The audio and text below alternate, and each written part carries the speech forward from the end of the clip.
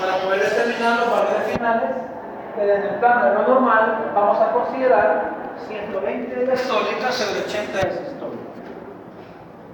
¿Ya? Todo ese valor que ustedes ven ahí responde a la coordinación y a la armonía que existe en todos esos componentes que les mencioné, en todos esos órganos: el cerebro, el riñón, el corazón, los vasos sanguíneos, de forma crítica. ¿Verdad? Entonces, de acuerdo a los valores que se dan cuando la medimos, la presión arterial y sus manifestaciones clínicas pueden clasificarse. ¿Verdad? Vamos a ir a leer una cosa que se llama JNC 8. Anoten, van a buscar qué es eso. El JNC 8 es un documento que sirve como una guía de práctica clínica, ¿ya? Que facilita el ejercicio del médico acercando los hallazgos con la orientación al tratamiento. Vayan a leer qué es el JNC 8, JNC. Vayan a leer qué es el JNC. Y vamos a ver cómo es la clasificación de la presión arterial para darle una proyección terapéutica. Muy bien, todos esos fenómenos que les mencioné pasan por manipular una gran cantidad de órganos, y de ello pues tenemos esta armonía coordinada del funcionamiento del cerebro con el corazón, con los vasos sanguíneos y con los riñones, ¿verdad? Todos ellos dotados de una cantidad considerable de receptores autonómicos que van respondiendo de acuerdo al nervio que lleva la señal.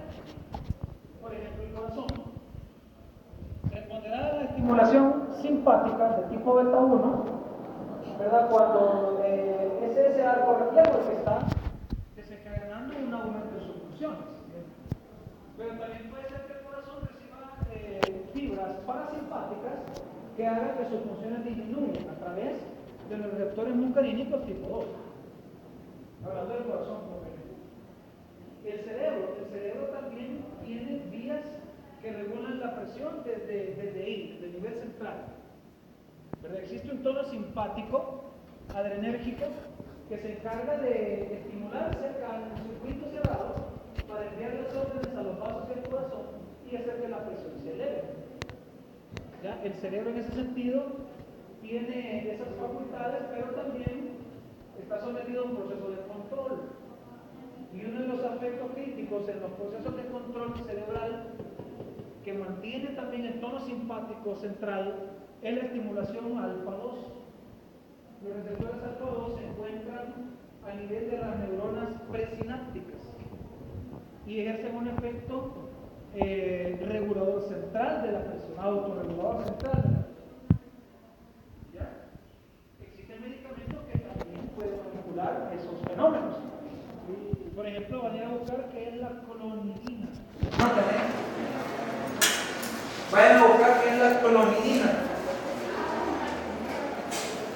para que puedan ustedes darse cuenta de todos los potenciales que podemos manipular con los fármacos para poder darle chance y manejo a estos pacientes hipertensos. ¿Verdad?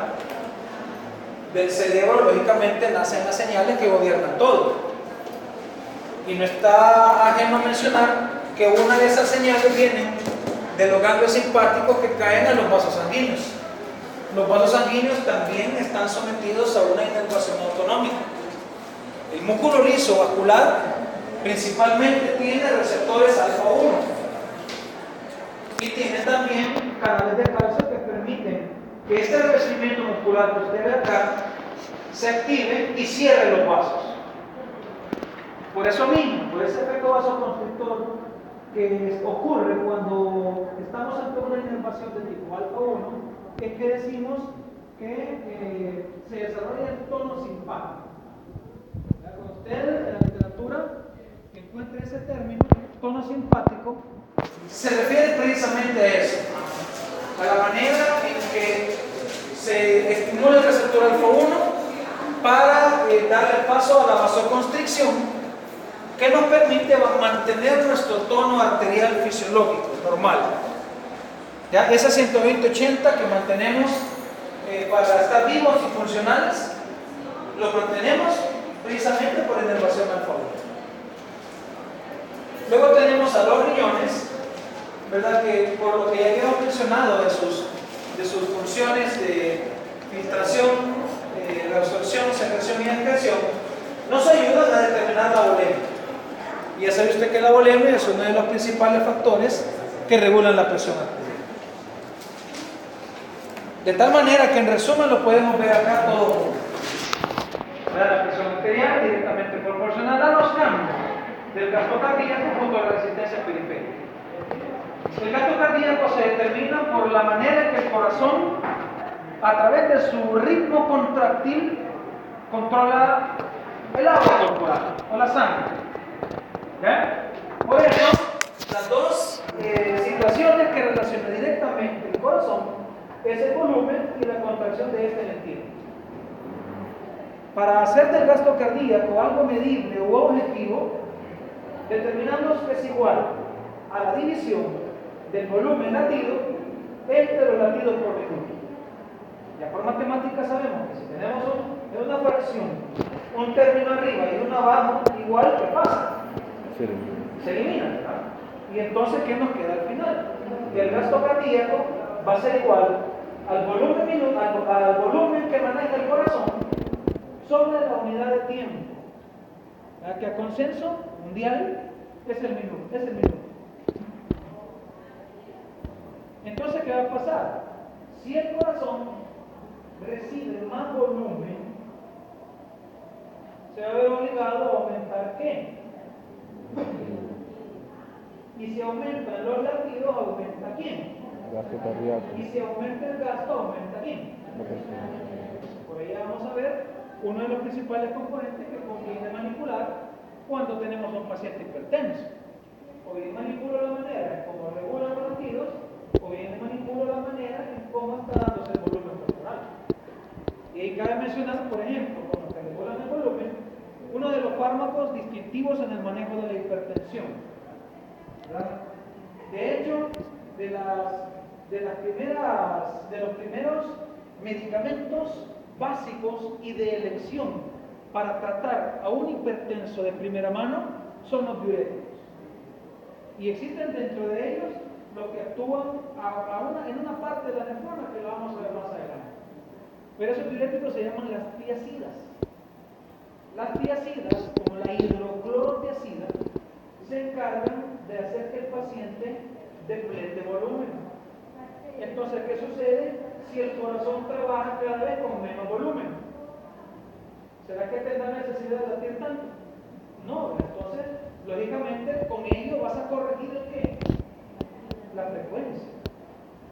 Y con reducir la frecuencia y el volumen diastólico final, vas a reducir el gasto. Y si reduces el gasto, vas a impactar a la presión arterial. Y es una buena medida que te permite a ti recuperar al paciente y hacer que no caiga en una insuficiencia cardíaca. Vámonos por otro lado y determinamos la resistencia. La resistencia periférica está propensa me adelantaba. Entonces, ¿de acuerdo a qué funciona el corazón? De acuerdo a su ritmo,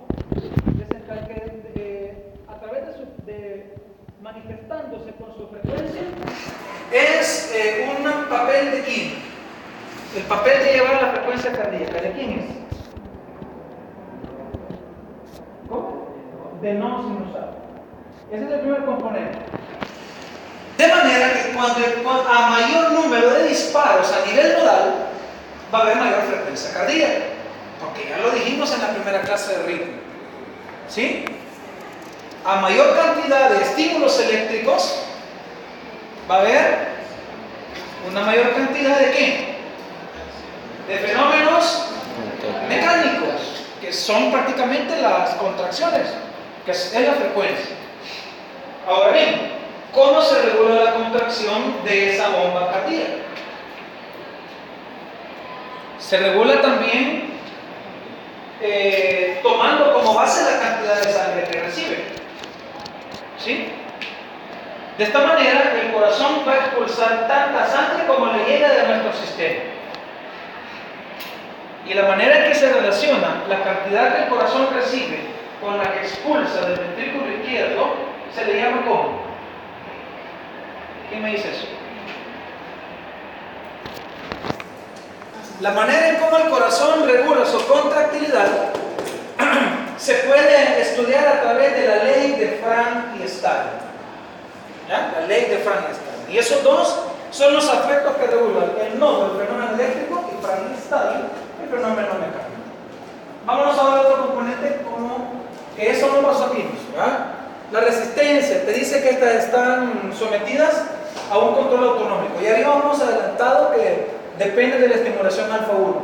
Pero también tenemos otras respuestas humorales. Bueno, estas son las neuromorales, pero tenemos otras humorales, como por ejemplo las endotelinas. Las endotelinas sistémicas causan vasoconstricción y aumento de la presión. Caso contrario, las prostaglandinas, el óxido nítrico, que causan vasodilatación. ¿Ya? En ese juego, en ese devenir de secreción humoral entre prostaglandinas y endotelinas, es que se regula el tono vascular. Lógicamente, cuando este control se pierde, cuando esa armonía se rompe y, por ejemplo, tenemos un tono vasoconstrictor mayor que el vasodilatador, es cuando entramos a una hipertensión arterial que ya nos obliga a tomar en cuenta acciones terapéuticas. Vamos a hablar ahora de ese primer reflejo que es el baroreceptor, y es el que les dije que actúa de forma inmediata. ¿Sí? El reflejo baroreceptor actúa en segundos, actúa muy rápido para realizar ajustes a corto plazo de la presión arterial. ¿Verdad? Este proceso se basa en un fenómeno de feedback. Un feedback que puede ser negativo o positivo dependiendo de la calidad de sangre que va transitando por la luz de las arterias. Ya habíamos mencionado también que los baroreceptores se encuentran ¿dónde? En la pared de la aorta y de la carótida, que son vasos sanguíneos que tienen un gran calibre. Por lo tanto, la información que llevan es muy útil para el cerebro, porque a través de determinar la sangre que pasa por la aorta y por la carótida, le da la información de cómo puede estar el resto del cuerpo en cuanto a su potencial irrigatorio. Entonces sucede que esto se desencadena en cuestión de segundos, en vista que se encuentran en sitios estratégicos, senos carotídeos, arcos aórticos, y también se encuentran algunos a nivel de las coronarias, lo cual permite regular la perfusión que tiene el miocardio para que no caiga ahí en problemas de isquemia, ¿verdad? Vamos a ver ahora cómo es que se da ese arco reflejo.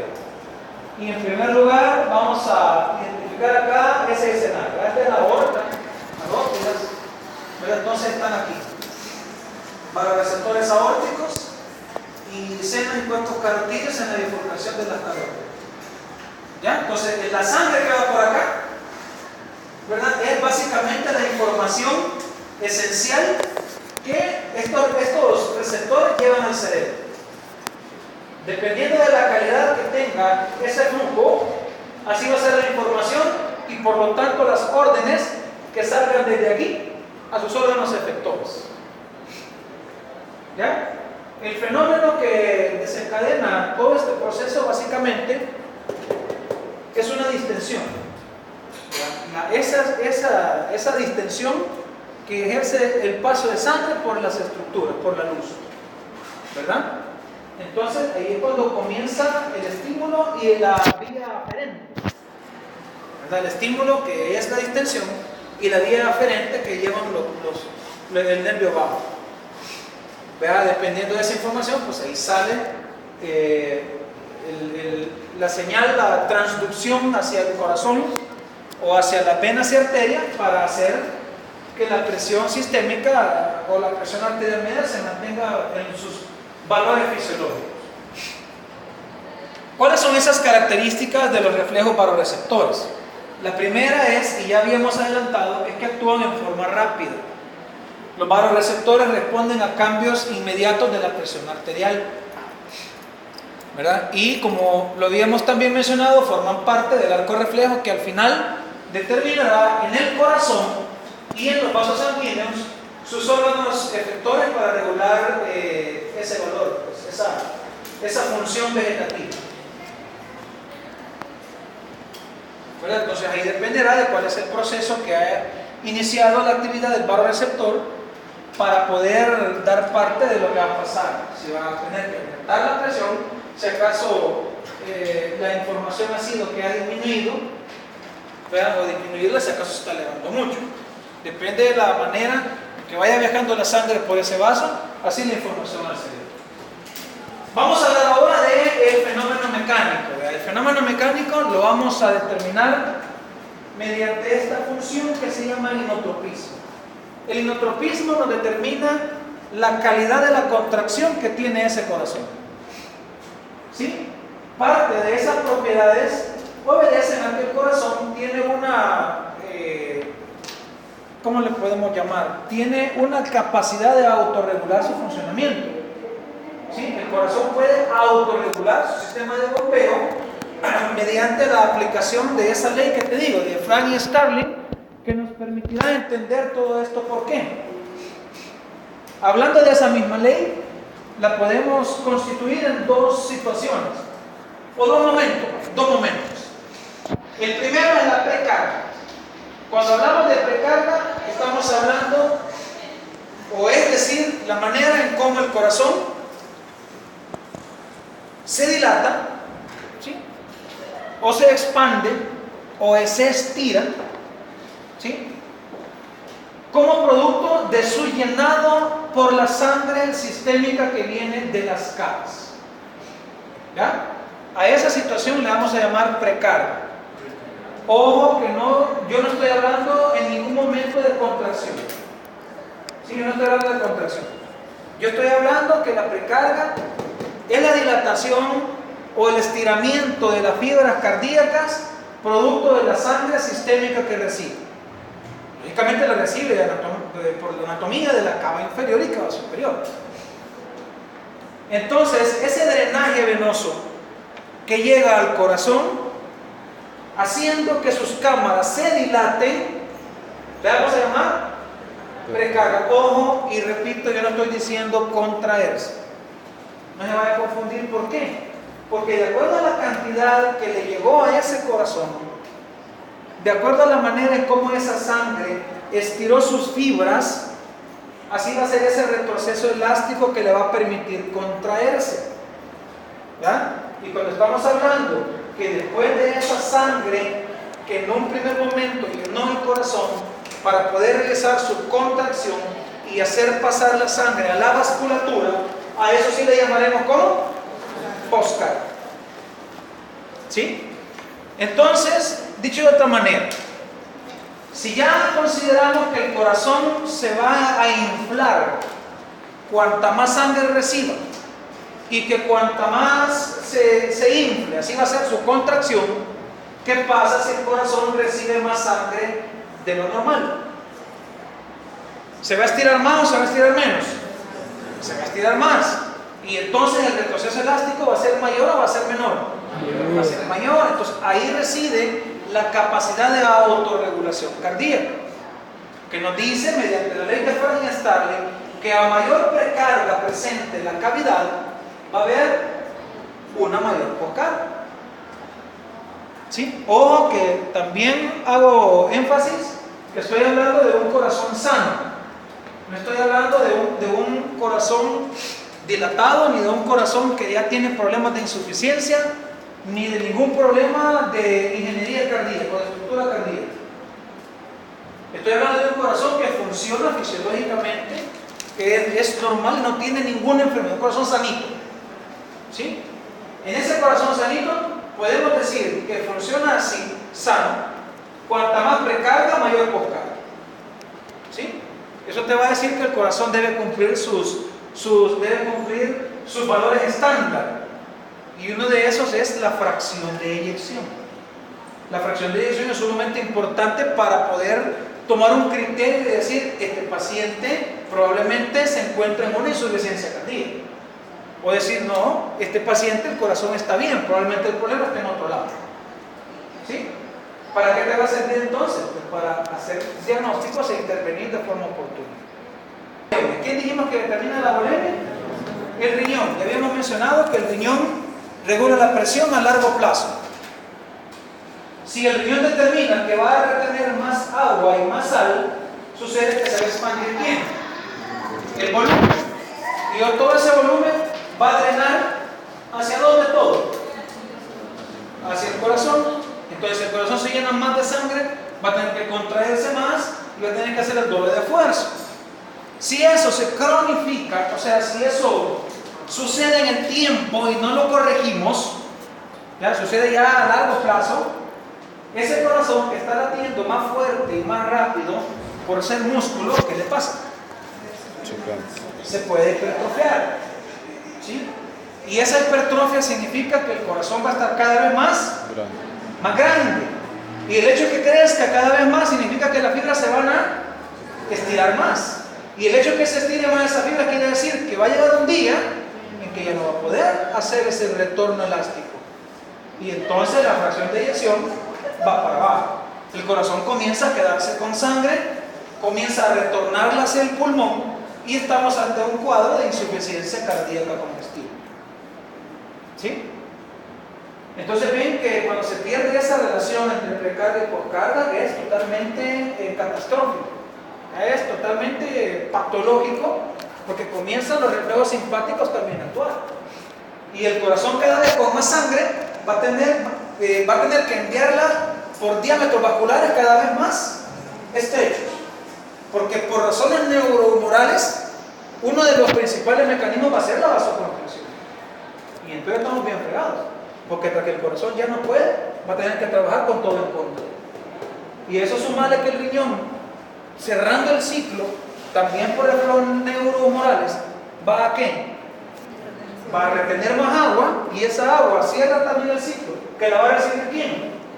El corazón. Entonces, hasta que ya tenía el doble de agua, hoy con este cierre del ciclo, va a tener el cuádruple más de agua. Y cuando nuevamente cierre el ciclo del simpático, si el vaso estaba chiquito, hoy va a estar todavía más pequeño, más colapsado. Y entonces ya se imagina que puede pasar con el resto de tejidos. ¿Ya? Muy bien.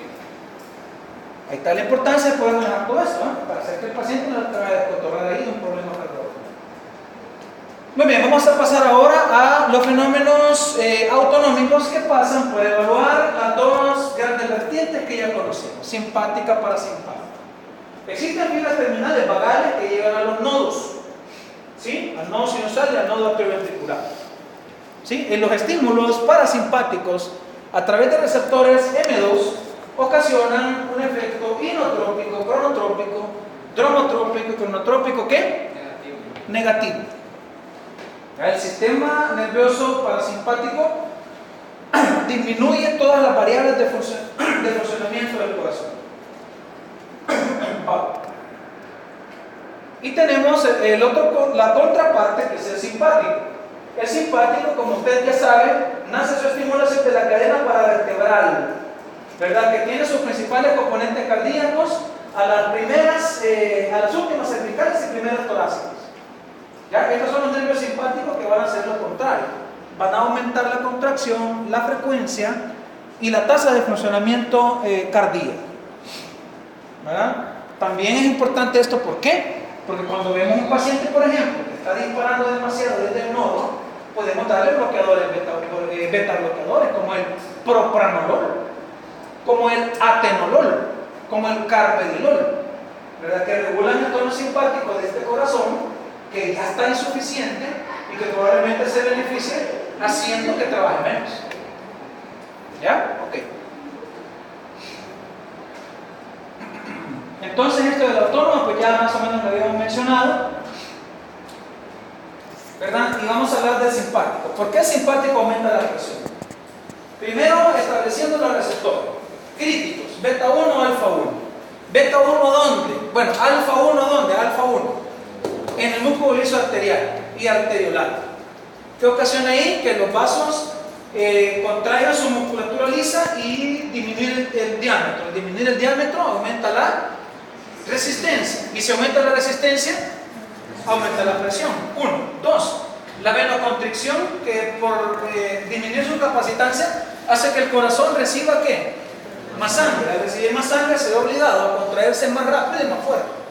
Por lo tanto, aumenta la frecuencia, el volumen sistólico y el gasto cardíaco. Y si el gasto cardíaco aumenta, la presión arterial también. Entonces es otra manera por la cual, es la manera por la cual el simpático aumenta la presión. ¿Por qué el parasimpático disminuye la presión? Y esto se da por estimulación vagal. Vamos primero por lo que ocurre en el corazón, un efecto inotrópico negativo y cronotrópico negativo, que se da críticamente por receptores M2 ubicados ahí. Hay una disminución de la fuerza contráctil, una disminución del volumen sistólico del gasto y disminución de la presión. Por otro lado, la vasculatura también sufre. ¿Por qué? La estimulación M3 endotelial hace que se produzca más óxido nítrico. Y el óxido nítrico, usted ya sabe que es un potente vasodilatador. ¿Ya? Al provocar la vasodilatación, ¿qué le pasa a la resistencia? Disminuye. Y si disminuye la resistencia, ¿qué le pasa a la presión? Entonces, porque el estímulo vagal puede generar disminución de la presión. Muy bien, vamos a hablar ahora de los vasos sanguíneos. Ya habíamos hablado que las arterias se le llaman vasos de ¿qué? Arterias de resistencia. ¿Por qué? Porque las arterias tienen esto les permite establecer un control más expedito sobre los diámetros, ¿verdad? Muy bien, y los otros son los de capacitancia, ¿verdad? Que son las venas. Las venas casi no tienen musculismo, por eso es que pueden dilatarse o ensancharse cuando reciben la sangre. Muy bien, entonces, ¿qué tiene que ver esto? Tiene que ver mucho con el flujo sanguíneo. Por ejemplo, en las arterias. Al hablar de flujo sanguíneo tenemos que estudiar cómo es que va fluyendo la sangre a través de esos vasos. Y tenemos acá que la sangre fluye ordenada en una luz. ¿Cómo se le llama ese ordenamiento de la sangre en la luz del vaso sanguíneo? ¿Cómo? Se le llama flujo laminar. ¿Por qué se llama flujo laminar? ¿Por qué? Porque hay láminas. La sangre va ordenadita en la luz, en láminas, una sobre otra. Entonces sucede que los vasos pueden estar de dos formas: o están bien socados o están bien flojitos. ¿Qué vaso tiene oportunidad de tener más láminas? ¿El 1 o el 2? Contemos. 1, 2, contemos aquí. 1, 2, 3, 4, 5, 6, 7. Entonces, ¿quién tiene más láminas? Vaso doble. ¿Por qué entonces? Porque se le ofrece una mayor área de superficie o una mayor superficie. ¿Qué otra cosa hay que considerar? Mientras más cerrado esté el vaso, casi todas las láminas, al menos estas tres que tiene, van a ir pegadas a quién? Pegadas a la pared. ¿Y qué pasa cuando el agua la ven fluir en contra de una pared o en un recipiente? ¿Qué le pasa a esa agua o a ese líquido? Fluye más rápido, fluye más lento, pierde velocidad. Y por lo tanto, en razón al tiempo, el volumen que se entregue a un recipiente final, cuando el vaso está bien cerrado, va a ser menor, aunque la presión sea mayor por el aumento de la resistencia. ¿De acuerdo? Lo contrario, los vasos que están bien dilatados tienen oportunidad de tener más ¿qué? Más láminas. Y entonces, ¿qué sucede con las láminas que dan a la luz del vaso? ¿Será que están teniendo contacto con la pared? No, por lo tanto, las láminas que están hacia el centro hacen recorrer la sangre más rápido. Por lo tanto, la entrega de sangre al final de un tiempo determinado en ese recipiente va a ser mayor. Por eso es que los vasos dilatados tienen un mayor flujo, pero tienen menores presiones. Esto que les acabo de explicar se llama ley de la cuarta potencia. Vayan a investigar cuál es la ley de la cuarta potencia en el papel de los vasos sanguíneos en la regulación del flujo. ¿Verdad? Ley de cuarta potencia, o le pueden llamar también ley de Poiseuille. La ley de Poisson, que nos dice que todo cambio en una unidad de diámetro se manifestará en 4 veces el cambio en el flujo final. Por eso es que se llama la ley de la cuarta potencia. Me vayan a buscar qué es eso, para que lo logren comprender mejor. Equilibrio térmico y equilibrio químico. Tenemos acá los componentes importantes como el potasio y el calcio. El potasio ejerce un efecto de dilatación y flacidez cardíaca. También hace que la frecuencia disminuya mediante una actividad de bloqueo AB, que también puede ser propensa a ese corazón a arritmias.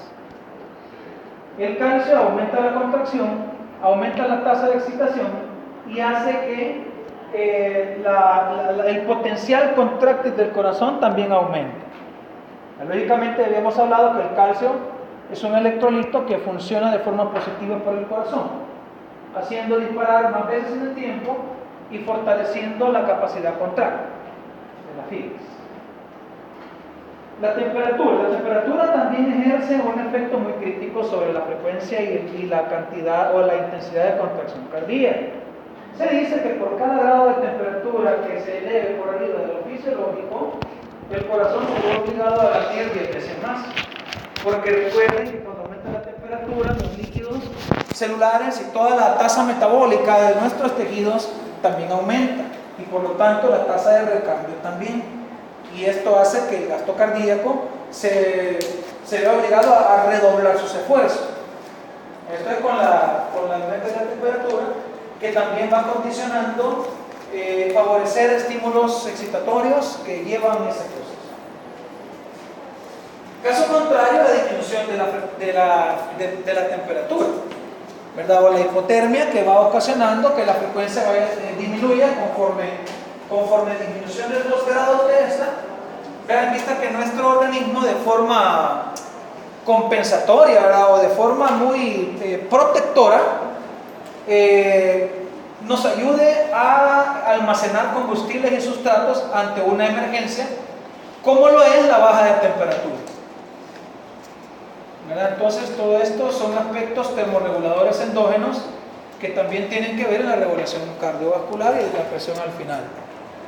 La regulación de la volemia. La regulación de la volemia se la debemos casi que en un 100% de forma dominante a los riñones.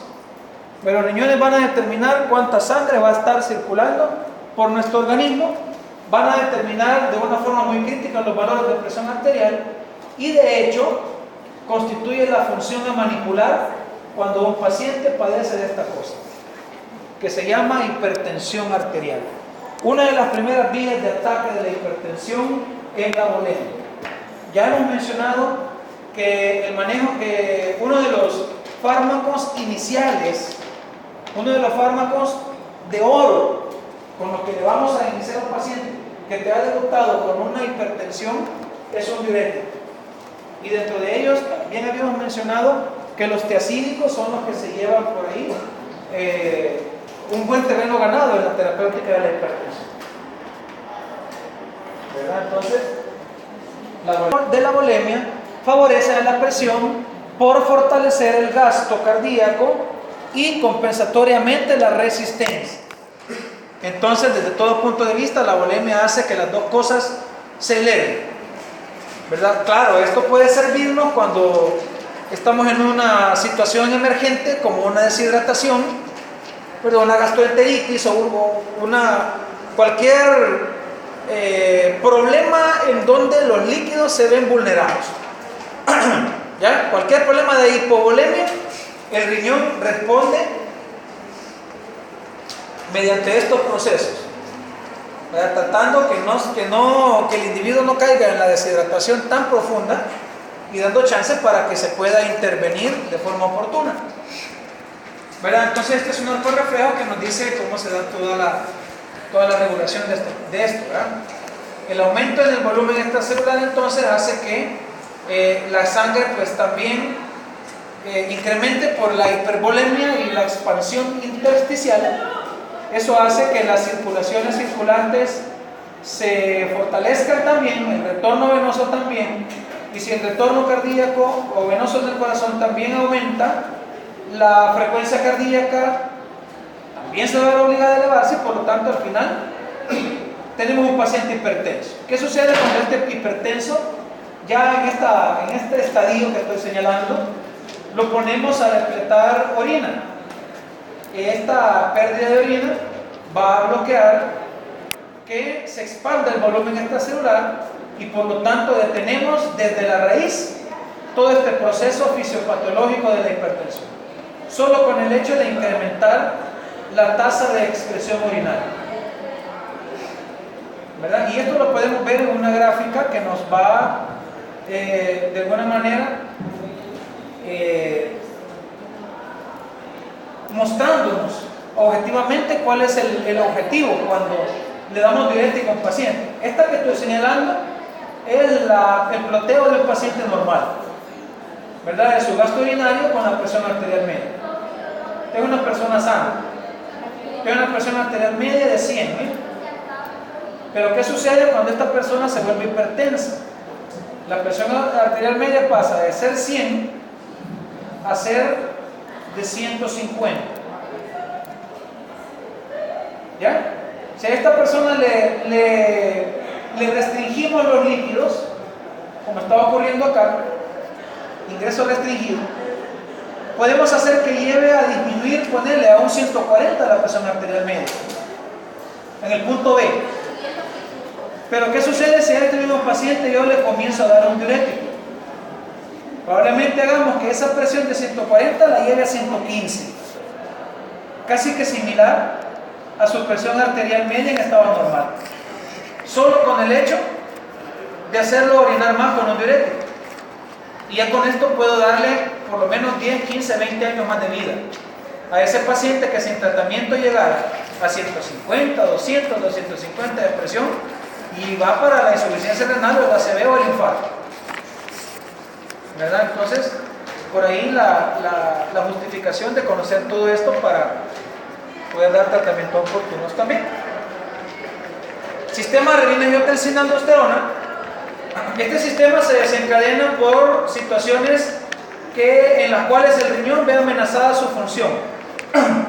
Cuando el riñón ve que ya no le está llegando sangre o ve que la presión está disminuyéndole, su presión de perfusión, lo primero que hace es, su aparato yuxtaglomerular, lo primero que hace es secretar renina.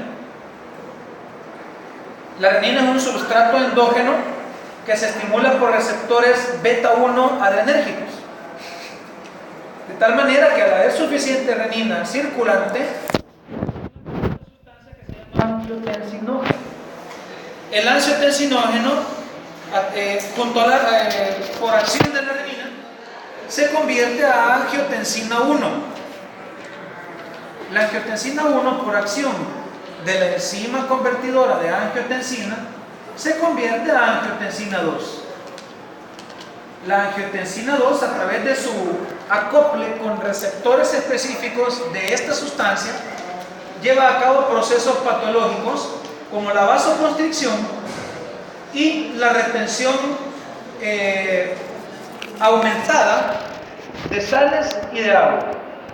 Al final, todo este proceso cae en elevar la presión y cerrar el ciclo fisiopatológico que hace que el paciente mantenga presiones elevadas todo el tiempo. Entonces la clave es ir a bloquear la angiotensina con medicamentos como les dije, el losartano, o ir a bloquear a la enzima convertidora de angiotensina con medicamentos como les dije, como el enalapril. Vean, las intenciones que llevan estos dos fármacos es detener el eje renina-angiotensina y por lo tanto hacer que este aumento de la presión extra ya no lo vea el paciente hipertenso, y eso ya le puede servir para vivir un par de años más. Muy bien, al final el eje renina-angiotensina hace todo esto que está aquí abajo. Vean por resumen: constriñe las venas, aumenta el retorno, aumenta el volumen diastólico final, aumenta el gasto cardíaco y aumenta el funcionamiento de bomba del corazón. ¿Ya? Ejerce efecto directo sobre los vasos renales, provoca vasoconstricción y provoca estos dos mecanismos críticos que hasta se los he puesto en rojo. Efecto renal directo por constricción de la arteriola y la secreción de aldosterona, que favorece aún más la retención de agua y de sales. Estos dos procesos que están aquí abajo. Muy bien, es parte de lo mismo, ya lo habíamos mencionado. Basta entonces terminar con recordar un poco cómo es la actividad reguladora del ritmo cardíaco en todo esto de la presión. Y es que la función eléctrica determina la frecuencia. La frecuencia es parte del gasto y el gasto es parte de la presión. Entonces, cuantas veces más dispara el nodo, ¿sí? Cuantas veces más dispara el nodo, pues mayor va a ser el efecto inotrópico y cronotrópico. Y por lo tanto, va a haber un mayor gasto que se refleja en un aumento de la presión arterial. Por eso es que el fenómeno eléctrico, tal cual vimos en clases anteriores, es muy determinante como un evento básico dentro de la regulación cardiovascular, incluyendo la presión arterial, ¿verdad? A manera que cuanto más fenómenos eléctricos tenga, más fenómenos mecánicos se van a traducir de ello, ¿verdad? Esto también ya lo habíamos mencionado, no me voy a detener. No sé si hay alguna pregunta o algún comentario.